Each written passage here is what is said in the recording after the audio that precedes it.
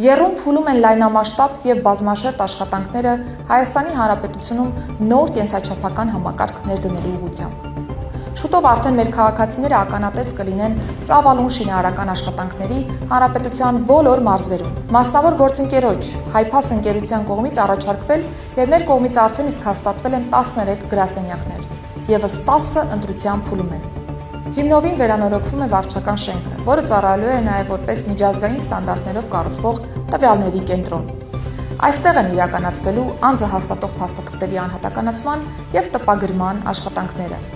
Շենքն ամբողջովին նորոգված, ամրակայված, կահավորված և վերազինված կլինի։ Նույն բարձր ստանդարտով, 24 ժամ մոնիտորինգային գործիքակազմով, տեխնիկապես հագեցված հարմարավետ գրասենյակներով։ Այսպիսով մենք արժանապատիվ պայմաններ ենք ապահովում նաև աշխատակազմի համար, որովհետև հավատում ենք, որ որակյալ ծառայությունների մատուցումը սկսվում է այստեղից։ Երևանում ամենաբանուկ առևտրի 2 համալիրներում, մոլերում կբացվեն գերժամանակակից գրասենյակներ, կենսաչափական տվյալների հավաքագրման բոլորը մեկում ինքնասպասարկման սարքավորումներով,